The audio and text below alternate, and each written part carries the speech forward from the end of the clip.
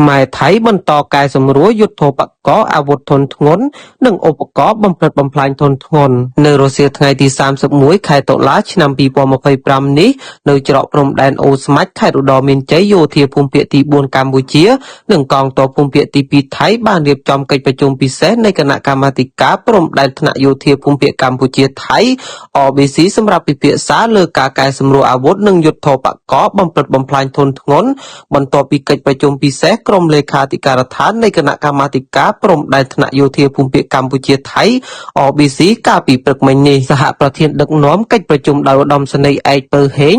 មេបញ្ជាការយោធាភូមិភាគទី4កម្ពុជានិងឧត្តមសេនីយ៍តូវីរយុទ្ធរសិង្ហមេបញ្ជាការកងទ័ពភូមិភាគទី2ថៃដោយមានការចូលរួមពីក្រុមអ្នកសង្កេតការណ៍អាស៊ាន AOT ប្រចាំនៅប្រទេសកម្ពុជានិងប្រចាំនៅប្រទេសថៃដើម្បីតាមដានផ្ទៀងផ្ទាត់និងធានាការអនុវត្តបទឈប់បាញ់ឲ្យបានពេញលេញភាពត្រឹមត្រូវនិងមានប្រសិទ្ធភាពភាគីទាំងពីរបានពិភាក្សានិងបានឯកភាពគ្នាលើផែនការជាក់លាក់ក្នុងការសម្រួលយុទ្ធោបករណ៍និងអាវុធធុនធ្ងន់របស់ភាគីទាំងសងខាងជាជំហាននិងដំណាក់កាលនៅក្រោមការសង្កេតនិងការផ្ទៀងផ្ទាត់របស់ AOT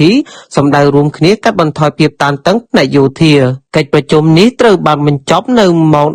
15:47 នាទីជាលទ្ធផលភាគីទាំងពីរ